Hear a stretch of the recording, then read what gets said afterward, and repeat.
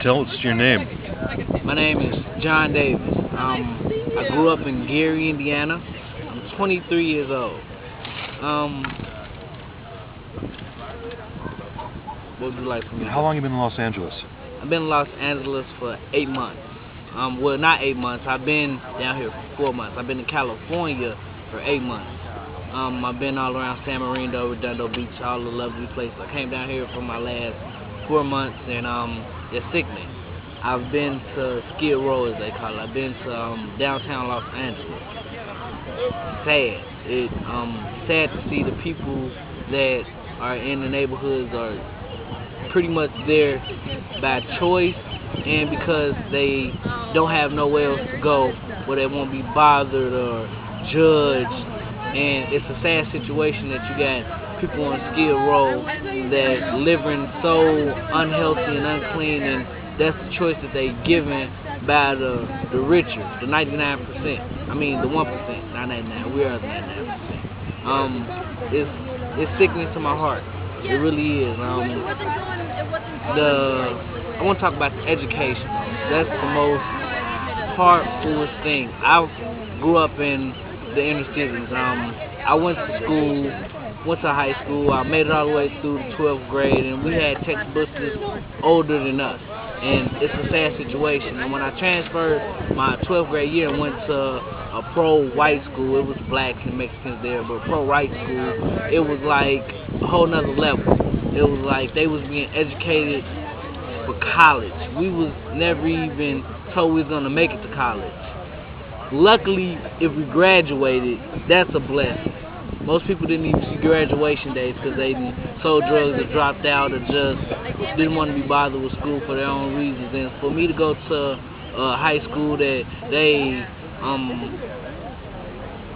what's the word I'm looking for? They encourage you to get a higher education. They encourage you to go to college, and this is what's going to happen after you go to college. Is a sad situation. Why don't they teach that in all the schools? Why aren't there new textbooks and new computers in all the schools? Why are we still in, I want to say, the 60s, when Martin Luther King was alive? It's still racism. It's still division among the people. And it's still set is why is it division among the people? Why aren't we not together? Why don't we get the same education as anybody else? Why are we just still poverty struck? Like, we never changed. Times changed. 2012 when we're still living in slavery, as you call it. I think so. I really think so. Everything is just modern day. And, what else you want to know, Mike? About the school books they gave you, and about the lack of preparation for college that you saw.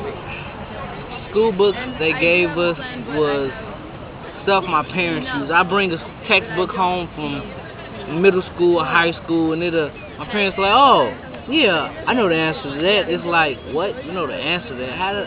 Why would you want to know? How do you know the answer to that?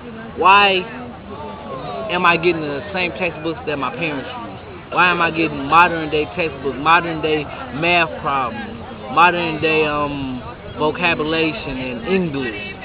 It was sad. It was sad. And our preparation for college, it was like there wasn't no preparation for college in the inner city. You was happy to even make it to graduation with your cap and gown on. A lot of people didn't see graduation because they either got killed or they joined the gang or they dropped out. And it really was, we didn't have no choice but to do that. Giving old textbooks, getting told that we're not even going to make it to see our graduation day, lucky to see 18, is not encouraging words. So we go to the people that we see in the streets that's making money and that's wearing the fancy clothes, and they take us in like lost family. Our moms and dads at work, so who do we have to go to but the people that's on the streets? And that's sad that we have to look up to the drug dealers and the pimps and all that, because it's like them the only people that really want us to be in tune with them. Why couldn't we get a billionaire to come down and say, wow, I don't like your situation, let me give you better textbooks in schools, better computers, let me be your mentor. Let me take you under my wing. Why does that only happen in mid-class areas or rich areas? What happened to it takes a village to raise a child? What happened at that school where they were telling everyone to prepare for college? Oh, everybody went to college. Everybody was, oh man, they were so brilliant and smart. I mean, I loved it. It was Maryville High School in Maryville, Indiana. It was beautiful. They prepared their students for college. Everybody had high academic skills. It was beautiful. It was like I got there and I felt so dumb because I didn't know none of the stuff that they was learning. I was in calculus, had the same classes they had, but they were so advanced in their learning that I was so way behind on like an 8th grade level, while they was like in college calculus. They was already having college classes and college textbooks, if you would. And it was like, why were we so far behind in education? And nobody ever spoke up or said, why are my kids coming home with 15-year-old textbooks or 20-year-old textbooks? Like, why was that question never raised? What is going on? Like, why is nobody fighting the issue for education? Even the teachers are, you can really say they're there for a paycheck. They know that they've been teaching our parents and now we come in, so there's no change in the inner city. It's just like, we're going to get this money, they're not going to make it anyway. They're lost cause because of what reason? Why don't we have a choice to be what we want to be? We can't ever get nowhere and we're years behind in education.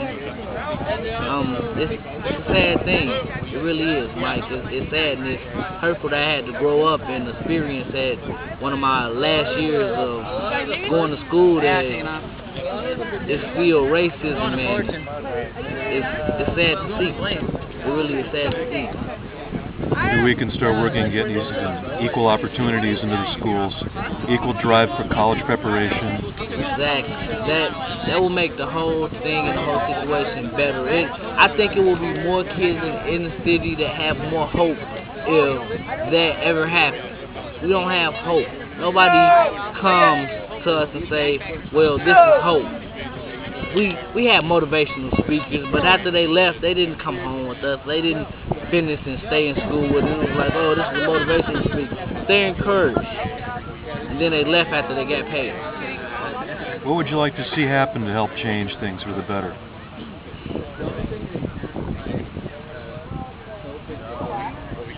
That tax dollars stop being wasted on building the tallest building and put it back into the communities that need it the most. People talk about they're cleaning up neighborhoods. That's what the police tell us. We're cleaning up the neighborhoods. Well, how are you cleaning up the neighborhoods if you're arresting the same people you've been arresting for like 10 years?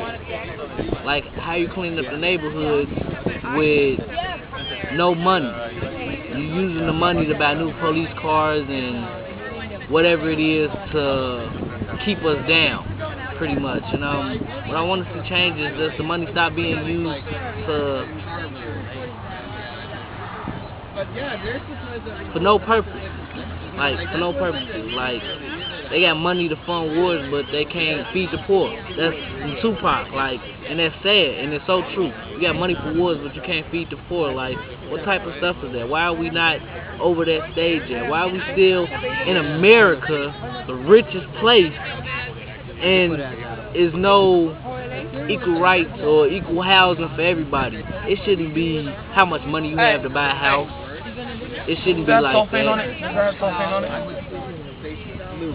It shouldn't be how much money you got to buy a house. A house should be given unto you with so much money.